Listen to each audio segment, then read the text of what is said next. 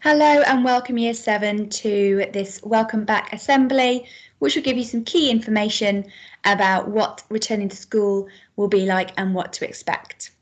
So I'm going to pull up my PowerPoint, which has key information for me to talk about. So back to school. So I know that some of you are going to be really excited. However, some of you might be feeling a little bit anxious, a little bit worried about what to expect, which is understandable. It's been a while since you've been back in school, but you have nothing to worry about. Everything will be in hand, and hopefully this assembly will also answer some of the questions that you have. So before we do that though, I just want to be positive and celebrate what you have managed to achieve over lockdown. And Nicola, Anaya, Lucas B, Verity F, Maya D, well done for your digital detox winning. Victoria for being our 4Rs winner, well done. Serena, you won our Key Stage 3 online engagement, not just once, but twice. Our winning tutor groups, Miss Brown, Mr. Doofus, and twice, which is fantastic. And then we've got Charlie, Dimitri for our enrichment champions. You cooked up a storm, and I'll be definitely coming to you for some cooking tips. George, Aldrich, Lacey, Jalen, Chelsea, Elena and Medi, absolutely fantastic efforts with your Haggerty. And Tasmai champion was Nina. And finally our Bedrock champions, Dylan and Ayam. Absolutely wonderful efforts, just a small sample of how amazing you have been over the last 10 weeks. And I am so proud of you all in terms of what you have achieved. So well done.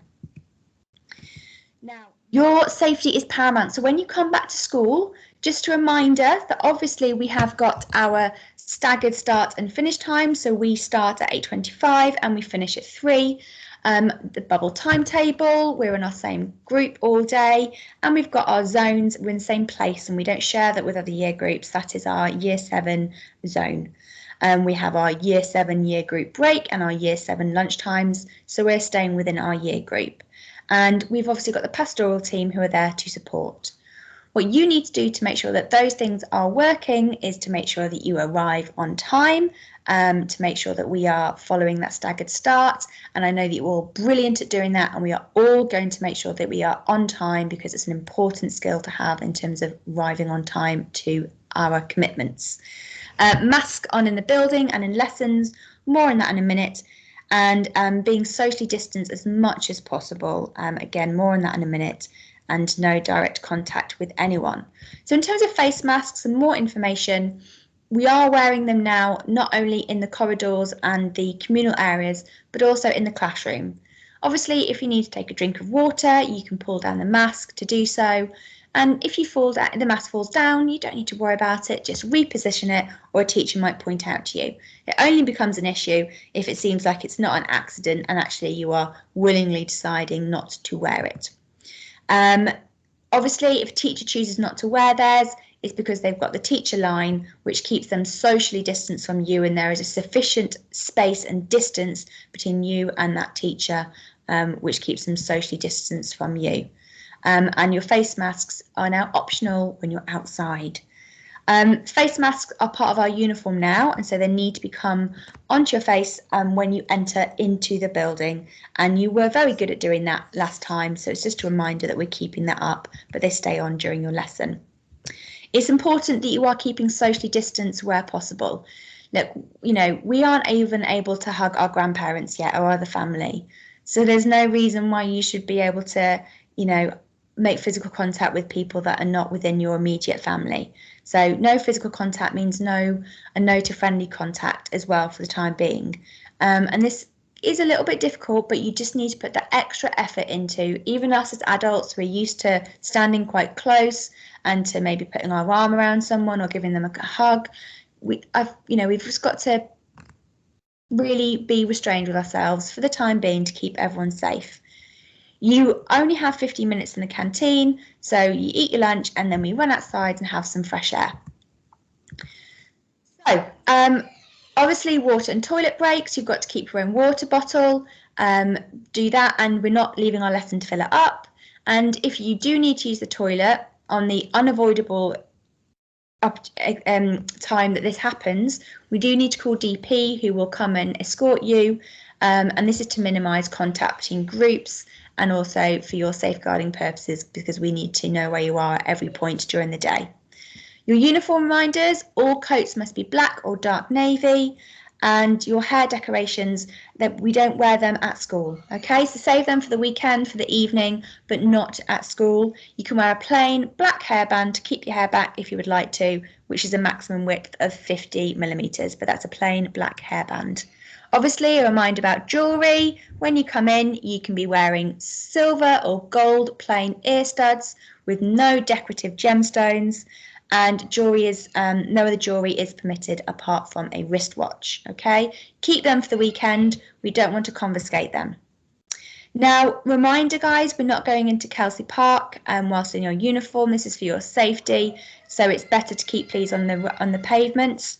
And you should also not walk home or congregate in large groups when travelling to and from the academy. This is because we are part of a society and a community, and it's really important that we do not walk in large groups. You also must walk straight home when leaving the academy. You need to go straight home because obviously we're still in the pandemic, and so socialising is not something we should be doing.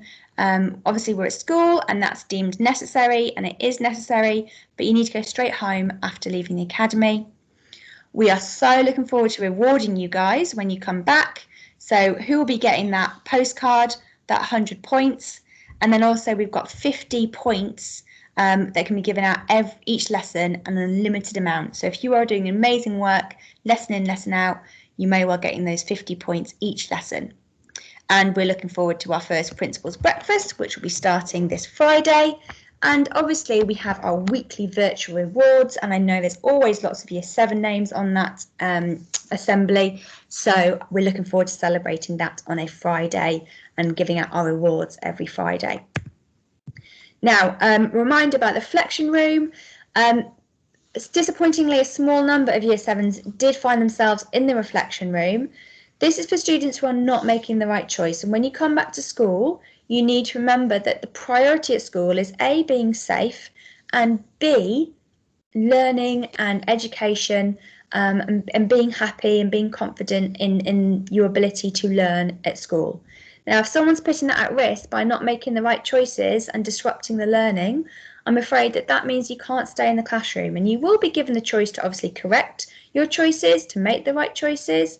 But if you continue to make the wrong choice, I'm afraid you will be referred, which means you stay in the reflection room where you work in silence, and you're there until 4:15 that academy day, and you're there for a period of time. So you need to make sure that you are not making the right choices, because creating a community is everyone playing their part. That's what makes a community. And if you're not playing your part, I'm afraid that you're putting the community at risk in terms of their learning. So just a reminder, 20 minutes detentions can be issued, and this can range from if you're chewing gum or wearing a coat indoors, you know, not wearing a face mask. I mean, maybe it's slipped and that's fine, but if we persistently see you not wearing a face mask, we think actually that's a choice. We need to make sure that we are on time to lessons so we don't get a detention, and we need to make sure we're wearing our uniform correctly and we are behaving appropriately in the corridor. Okay, so just a reminder, I know this will not apply to Year 7, but you know, we've been out of school for a little bit, so we do need to kind of recalibrate our mind that we're not in our home environment anymore. We're coming back to school environment. There's lots of people about, and there are certain rules and expectations to follow. Okay, in the same way I can behave differently when I'm at home around my family, when I come to work, I do have to behave differently, and that's a skill that you need to have as well. So you've got your on-site testing, which will be happening when you come back to school. We will test you 3 times at school if you've given your parents have signed the consent form. What will happen is on Tuesday afternoon, when you guys come in at your staggered times, you are going to sit down in the canteen and you will be called for your test. The test is very quick. It's administered by medical professionals who will guide you through each step of the way. Now, it's not, you know, it's a little bit unusual, But it's a small price to pay if it means that we can go back to something that resembles a bit more of a normal life. And it's short, it doesn't take long at all, and then you can get on with the rest of your day, confident in the knowledge that you'll get your test results, and confident in the knowledge that you're healthy and you don't have any virus or anything like that. So a small price to pay. Now, finally, during the lockdown, you will have developed in ways that maybe you don't even realise. You have developed, you're able to communicate in different ways with your teachers. You've been writing emails, you have been messaging them on Teams, you have been interacting with them through the chat, you've been talking to them through Teams on the mic, lots of different ways of communicating, and that will have developed your communication skills, your organisational skills. At school, we tell you what lesson you have and you sit there and the teacher comes to you. You've had to be organised, you've had to know what to expect, how to access the lesson, when to do your homework, all of those things, and that will really have developed during your lockdown. You've learned how to look after your families and spend time with them. You spent more time with your families than maybe you would have anticipated, and at times maybe, guys, it might have been a bit trying. However, it would have also brought lots of benefits in terms of getting to know each other and spending time as a family. You will have also undoubtedly developed resilience. Every single one of us during this period would have found our situation difficult, and it would have required resilience, overcoming a difficult problem and finding a solution and pushing through, even though you didn't want to maybe go to that lesson, even though it would have been easier to lie in your bed or sit on the sofa or watch TV. But you were resilient, you pushed through, you knew why you needed to do it, and that undoubtedly will serve you for a long time. Now, also finally, independence in your learning. At school, you're able to talk to people, talk to your teacher, whereas you've been a little bit of an island at home and you have been able to ask questions of your teacher, but it wouldn't have been as straightforward as being able to put your hand up and the teacher asking you straight away. And that would have meant that you would have had to become more independent in your learning. And that is no bad thing, because independent learners are successful learners. So all of these skills, guys, you carry forward and you will keep them, providing you keep up in terms of your organisation, your independence in learning. So when you come back to lesson, keep that independence in learning, push through, keep trying hard. When you're encountering difficulties at school, be resilient. If you're finding your learning hard, push through. Learning is supposed to be challenging. When you get to that challenge, that struggle zone, and you're finding things hard, that's when you're truly learning, because that's when your brain's having to work super duper hard, and that's when the learning, the magic actually happens. If things are too easy, you're not really learning. You need to be in what's called the struggle zone, but to get through that struggle zone, you need that resilience. And last but not least, we are looking forward to seeing you all soon. You are due back next Tuesday. Please excuse the error on the PowerPoint there. It's Tuesday the 9th of March in the afternoon, and you will come in for your test, just for your test on that afternoon. But the next day, providing all is well and we're all healthy, then you will be back on the first day of teaching for Wednesday the 10th of March, and you come in on both days, please, in your full school uniform, looking super duper smart and ready to start your learning, to see people, see your friends, and to get back into the routine. So I really look forward to seeing you. I do suggest that this weekend, one thing you may want to do is locate that tie. Where is it? You may not have seen it for 10 weeks.